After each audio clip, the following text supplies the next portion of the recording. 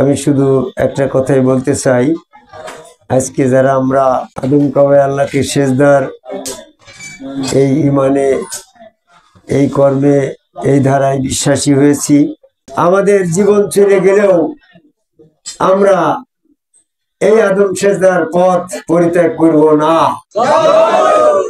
এই শিক্ষাটাই কিন্তু হুসাইন আলাইহিস সালামের কারবালার শিক্ষা। সে তার জীবন দিয়েছে, পরিবারের সমস্ত কিছুকে বিসর্জন দিয়েছে, কিন্তু এজিদের কাছে হাত মেলায়নি। এইটাই আমাদের আজকের কারবালার শিক্ষা হওয়া উচিত। ঠিক না কথা? আমার স্ত্রী, পুত্র, কন্যা, ভাই, ভাতিজা, সমাজ, এমনকি দেশ, সকলে একদিন আমার বিরুদ্ধে চলে যেতে পারে, কিন্তু আমি আমার গুরু হযরত খাজা নিজামুদ্দিন আহমেদ চিশতির ওই কদম মুবারক, ওই জায়গায় সেজদার ওই পথ ত্যাগ করে যাবো না। আমার কতল হয়ে যেতে পারি আমি, কিন্তু আমি এই পথ ত্যাগ করবো না। এটা আমার কারবালার শিক্ষা। এখন আমি আপনাদের সামনে কারবালার পরে এই পর্যন্ত এজিতি ধারাটা কি ধ্বংস হয়েছে না এজিতির ধারা বর্ত আছে? যদি ধ্বংস হয়ে থাকে তাহলে যা আছে সব হুসাইন, তাই তো। আর যদি ধ্বংস না হয়ে থাকে তাহলে এজিদকে খুঁজে নিয়ে আমাদের দরকার হয়, তাই তো। তা আমি যদি এজিদ না খুঁজে মসজিদে যাই, ওই মসজিদটা যদি এজিদের মসজিদ হয়, আমি এজিদ না খুঁজে যদি তাবলিগে যাই, ওই তাবলিগটা যদি এজিদের তাবলিগ হয়, আমি এজিদের দল না খুঁজে যদি এরকম ভাবে জামাত ইসলাম করতে যাই, ওই জামাত ইসলামের দলটা যদি এজিদের বড় ভাই হয়, তাহলে আমার তো জীবনে আর কিছু উপায় নাই। আমি এজিদের পরিচয় না নিয়ে যদি আটরশি যাই, তাহলে আটরশি যাই তো আমার এজিদের দলের সহযোগিতা হয়। আমি এজিদের পরিচয় না যাই যদি চরমুনায় যাই, তুমি বাগড়ি জুব্বা বোঝ কেটে খুব একটা পীর সাহেব খেজে ফেলি, চরমুনায় বল পীর সাহেব, আহম্মক কোথাকার, কোরআনে কোনো পীরের কথাই নেই। চরমুনার পীর সাহেব, এরা এজিদ, এরা আসলেই কিছু না। আমি এজিদ না শুনে যদি চরমুনায় যাই মুরিদ হই, তাহলে এজিদের বড় ভাইয়ের কাছে মুরিদ হও। দেওয়ানবাগের পীর সাহেবের কাছে যাই তুমি খাসি টাসি দিয়ে একা সবকিছু জীবন দিয়ে দিল। আরে ও যদি এজিদের দলভুক্ত হয়, তোমার তো সবই বাতিল হয়। এই যে কাদিয়ানীরা এত কিছু করছে, ওরা যদি এজিদের দলের হয় তাহলে তোমার সবই বাতিল হয়। হিজবুত তাহরির, হিজবুল্লাহ, যত সব দেখি, হ্যাঁ, এরা যদি এজিদ হয়, তাহলে আমার এখন প্রথম কাজ হচ্ছে এজিদটাকে খুঁজে নেওয়া। তাহলে এজিদের পরিচয়টা কি ছিল? এজিদের পরিচয় ছিল যে তারা হুসাইন আলাইহিস সালামের কাছে বায়াত গ্রহণ করে সেখানে সেজদা ভক্তি করার পক্ষে নয়। তারা আল্লাহ মানবে, কিন্তু রসুলও মানবে, কিন্তু রসুল রূপে আল্লাহ মানবে না। রসুল রূপে আল্লাহ মানলে তো তাকে সেজদা করা লাগে। যেমন যেভাবে ফেরেশতারা আদমের হাত আল্লাহর হাত, আদমের পা আল্লাহর পা, আদমের চেহারা আল্লাহর চেহারা, আদম আল্লাহর প্রতিনিধি, আদমের ভিতরে স্বয়ং আল্লাহর উপস্থিতি, এগুলা বিশ্বাস করলো। এই বিশ্বাসের প্রমাণ স্বরূপ আল্লাহ বলল, যদি তোমরা বিশ্বাস করে থাকো ওই হাত আল্লাহর, পা আল্লাহর, চেহারা আল্লাহর, অল বডি ফিটনেস অফ আল্লাহ, তাহলে তোমরা প্রমাণ দেখাও। প্রমাণটা কি? ওয়াজুদুল আদমা, আদমকে সেজদা করো। তখন ফেরেশতারা আদম রূপে আল্লাহ বিশ্বাস করেছিল, তার প্রমাণ স্বরূপ সেখানে সেজদা দিয়েই প্রমাণ করলো যে আদমের মধ্যে স্বয়ং আল্লাহকে সেজদা। তো ঠিক তদ্রুপ ভাবে এজিদকে যখন প্রশ্ন করা হলো, এজিদকে যখন বলা হলো হুসাইনের কাছে বায়াত হওয়ার সময় সূরা আল ফাতির 10 নম্বর আয়াত অনুসারে রাসূলের হাত আল্লাহর হাত, রাসূলের পাল্লার পা, রাসূলের চেহারার ভিতরে আল্লাহ ইউ বায়ুনাকা ইন্নামা বায়ুনাল্লাহ, হ্যাঁ যারা তোমার কাছে বায়াত গ্রহণ করে তারা তো আল্লাহর কাছেই বায়াত গ্রহণ করে। এই আল্লাহ বিশ্বাস তুমি করলে কিনা তার প্রমাণ করার জন্য তো সেজদা দিবা। তখন আর এজিদ ওই সেজদা দেওয়ার ভয়তে বায়াতও গ্রহণ করে নাই, সেজদাও করে নাই। আজকে সেই এজিদের দলরা এই আদম সেজদার বিরুদ্ধে, যে আদম সেজদাটাকে গোপন করে বাইপাস করে তারা মসজিদ বানিয়ে নিয়েছে, তারা এরকম ভাবে আদম সেজদা বহির্ভূত সমস্ত ধর্ম পদ্ধতি চালু করেছে, আর আদম কবে আল্লাহকে সেজদার ব্যাপারটা গোপন করেছে। আল্লাহ কোরআনে বলছেন যে আমি যা নাজিল করেছি তা যারা গোপন করে তার জন্য আমি লানত দিই, সূরা বাকারা 158 নম্বর আয়াত। তাহলে গোপন করে আদম সেজদা গোপন করে যারা যারা টুপি পাগড়ি জুব্বা মোজ কেটে এরকম ভাবে মুসলমান দাবি করছে, আসলে এরা মুসলমান নয়, এরা হচ্ছে এজিটির ধর্ম পালন করছে। মুসলমান যে তারা নয় তার একটা বাস্তব প্রমাণ আমি দেখিয়ে দেব। বাস্তব প্রমাণ কি জানো? এরা কিছু জানে না, 3 ফেল করে যায় কি বসবে? 3 বা 3 ফেল করা এই লোকগুলা মাদ্রাসায় ভর্তি হয়। আর এই ম্যাজিস্ট্রেট তোমার যারা আছে প্রফেসর, আমার অফিসাররা ইঞ্জিনিয়ার পাস করে 3 বা 3 ফেল করা ওই মাওলানার কথা মতন মাথায় টুপি দিয়ে পাগড়ি দিয়ে ঘুরে বেড়ায়। মূর্খের মূর্খ এই অফিসার গুলো দেশটাকে ধ্বংস করলো, এরা মূর্খ। আমি প্রমাণ দেখাবো। মূর্খ বলছি কিসের জন্য জানো? যে মূর্খ লোকটা তার কথা বলার ভিতরে মূর্খতার পরিচয় দেয়, তার চলার ভিতরে মূর্খতার পরিচয় দেয়, যার কর্মকাণ্ডের ভিতরে মূর্খতার পরিচয় দেয়, তাকে তুমি কিলিয়ে কিভাবে জ্ঞানী বানাবা? সে মূর্খই থাকবে। তো আজকে যারা কোরআন গবেষণা করে আমি দেখলাম, হে বিশ্বাসীগণ তোমরা সালাত কায়েম করো। তাহলে সালাত কায়েম করো কথা তো একটা শেষ আছে না? তুমি বিল্ডিংটা ছাদ করো, তারপরে ছাদ করার পরে তো এই বিল্ডিং এর কোনো কাজ নেই। তো তুমি সারা জীবন তুমি শুধু বিল্ডিং তৈরি করে মিস্ত্রি লাগিয়েছ, তাহলে তোমার মিস্ত্রি লাগানোর কর্মকাণ্ডের মাধ্যমে প্রমাণ হয় তোমার বিল্ডিং আজ প্রতিষ্ঠিত হয় না, কায়েম হয় না। তাহলে এই লোকটা মূর্খ। তো ঠিক বর্তমানে যারা সালাত কায়েম করে এই আয়াতের অর্থ মর্মার্থ না বুঝে আজান দিয়ে নামাজ পড়াই পাল্লা দিয়ে বেড়াচ্ছে, এই নামাজ পড়াই মসজিদে যাই পাল্লা দেওয়াই, তারা এটা প্রমাণ করে তারা তাদের সালাত এগুলো কায়েম হয়নি। তো কায়েম যখন হয়নি তারা আবার নবীর অনুসারী হয় কি করে? কি গো বাউল বিশ্বাসের ভক্ত, তোমার নাম কি জানে?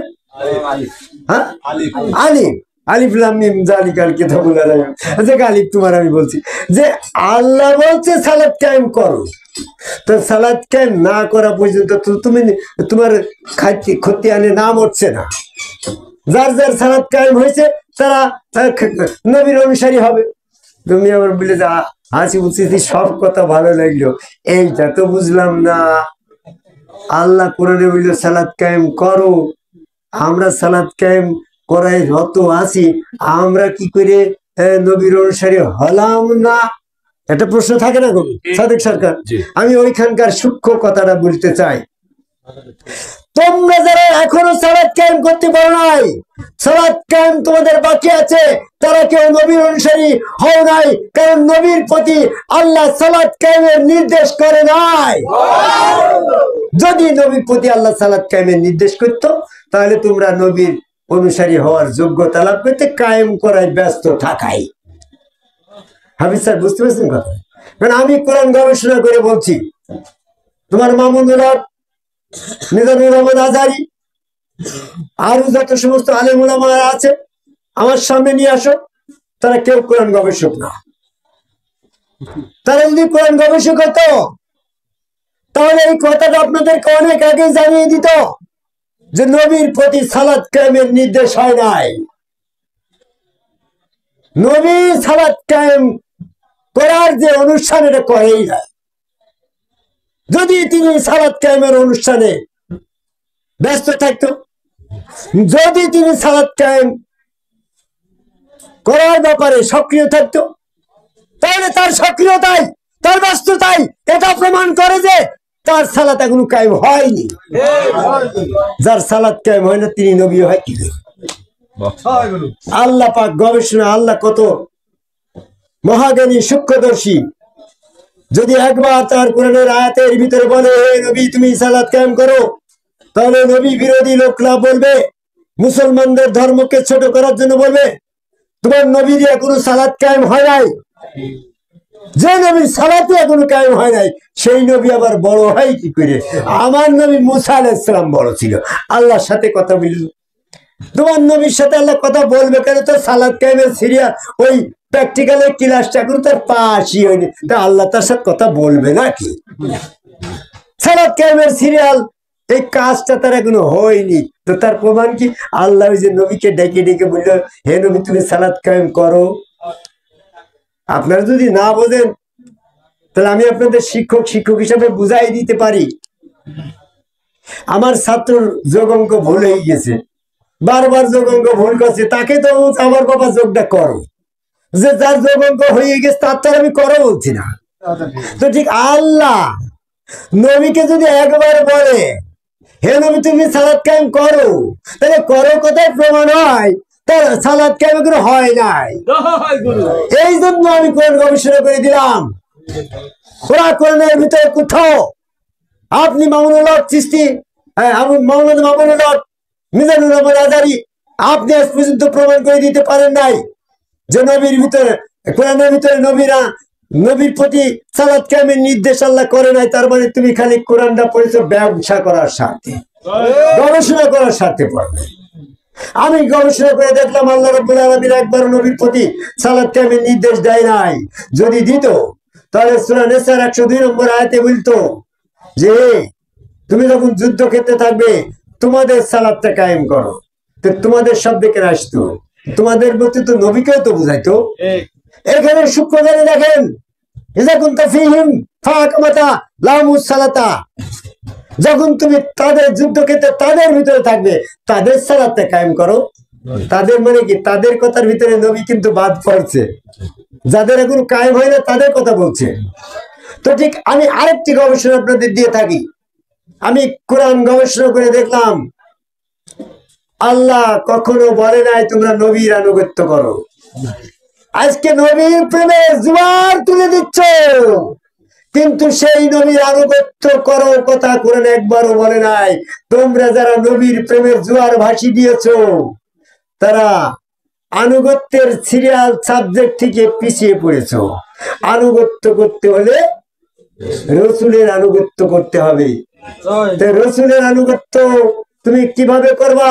তোমার রসুল ভক্ত নাই, তুমি কি তার আনুগত্য করতে পারবা?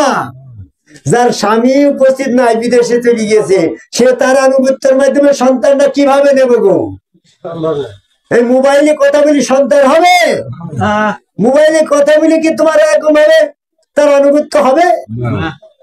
তো ঠিক তদ্রুপ ভাবে নবী মুহাম্মদ সাল্লাল্লাহু আলাইহি ওয়াসাল্লামকে যারা রসুল মেনেছো, তারা রসুলের উপস্থিতি নাই তোমার কাছে, তাই তোমরা রসুলের আনুগত্য করার সাবজেক্টটাকে পূর্ণ করতে পারছো না।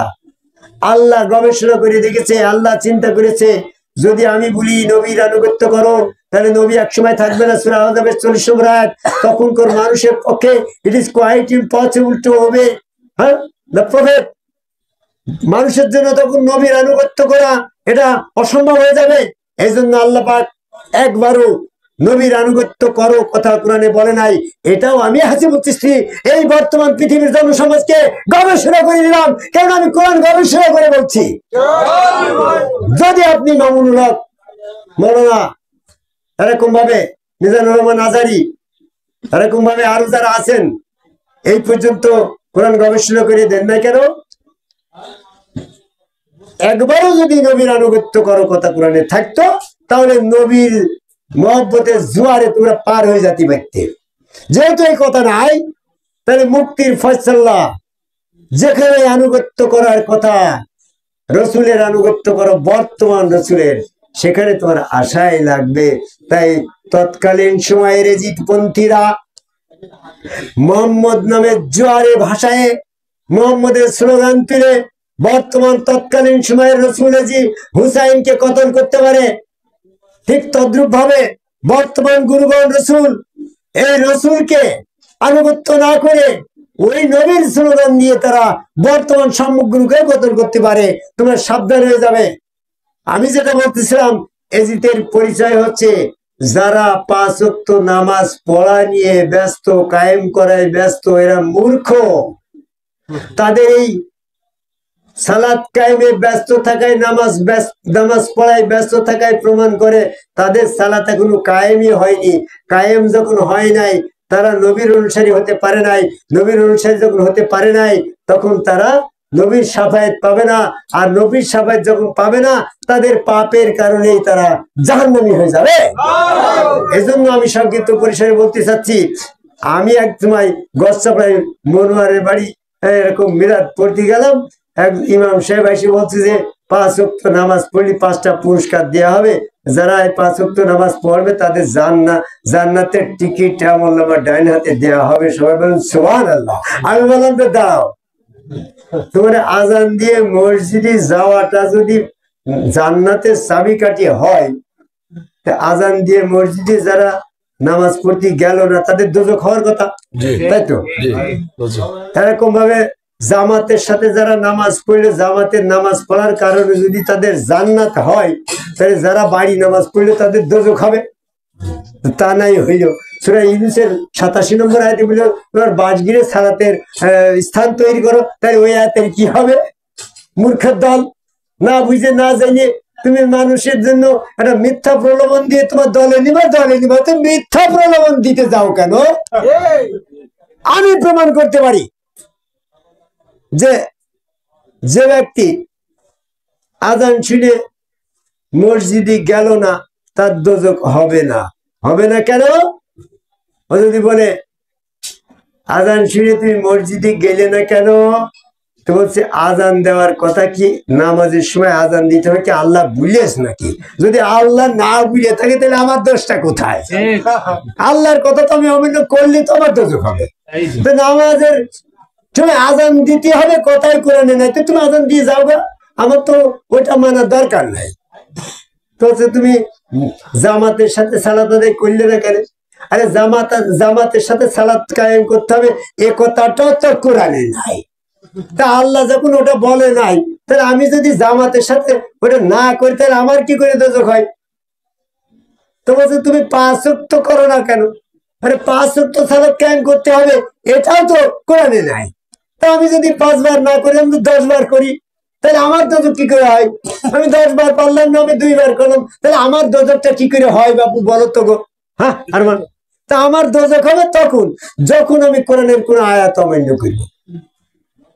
এই জন্য আমার আলোচনা অনেক আছে। আমি বর্তমান আজকে যারা আমার কথা শুনছেন অল ওভার দ্য ওয়ার্ল্ড, পৃথিবীর সকল মানুষের কাছে আমি শুধু বলতে চাই, আপনাকে এজিদ চিনে নেওয়ার আহ্বান করি। যারা এরকম ভাবে নামাজ পড়ায় এখনো ব্যস্ত, তারাই সব এজিদের অনুসারী। এরা মূর্খ, কারণ এরা যদি জানতো যে নামাজ পড়ায় ব্যস্ত থাকলে হাসিবুল সিস্টেম আমাদেরকে এজিদ বানিয়ে দেবে, তার কালকের থেকে নামাজে যাইতো না। কি বোঝেন এই কথাটা? তুমি যদি বলো যে ওই জায়গায় যাই যদি নৌকায় এখন তোমার স্লোগান দাও, তাহলে তোমার প্রমাণ হবে তুমি আওয়ামী লীগ, তোমার তো সবকিছু জামাত ইসলামের লোকজন তোমার ঘর বাড়ি পুরো দিক করে, তাই তুমি যাইনি শুনি কেন আওয়ামী লীগের স্লোগান দিবা নাকি? তুমি তো ওটা করতে যাবা না। তাহলে হাসি মুচি তোমার জানিয়ে দিল, যারা যারা এখনো নামাজ পড়ায় ব্যস্ত, মসজিদে যে আজান দেয় ব্যস্ত, তাদের এই নামাজের সাথে ব্যস্ততার প্রমাণ করে তাদের সালাত কায়েম হয় না, তারা নবীর অনুসারী না। এই কথা প্রকাশ হওয়ার পরে কালকের থেকে তারা নামাজে ব্যস্ত হবে না, কারণ তারা নামাজে ব্যস্ত হলে তো এজিদের অনুসারী বলে প্রমাণ হয়ে যাবে। যদি তাদের বুঝ শক্তি কিছু থাকে, তখন বলছে যে এখন তোমার আছে এই কেবল বৈশাখ মাস, যে তুমি কাঁঠাল পাকাইছ কিভাবে? তো বলছে কিলি কিলি কাঁঠাল নরম করে পাকাও। আরে মূর্খ, কিলি কোনদিন কাঁঠাল পাকে নাকি? আমার এই 3 বার 3 বের করে মাদ্রাসা পুনতে আলে মুলামা বলো না জামাত ইসলাম সরমুনা ফুলপুরা মানিকগঞ্জ আটুসি হিজবুত তাহের মস্কাটা তুমি বাঙালি জুব্বাতার আদম সেজদা বিরোধী এরা হচ্ছে মূর্খদের কিলি কাঁঠাল পাকানো যাবে বোঝানো যাবে না নে। যার যার বুঝতার কাছে থাকো। আদম গবের সেজদায় হচ্ছে হুসাইন ইলাম এই পথে আসার জন্য আদম গবের সেজদাকারী একজন সমগ্র রসুলের কাছে বায়াত গ্রহণ করে সেখানে সেজদা ভক্তি দিয়ে ওই এজিতে তুমি বাঙালি যুবক পরিত্যাগ করে চুলদার মুছের বেশ থেকে হুসাইনি দলের পতাকা তোলে আসার আহ্বান করে আমার কথা শেষ করে যাবো।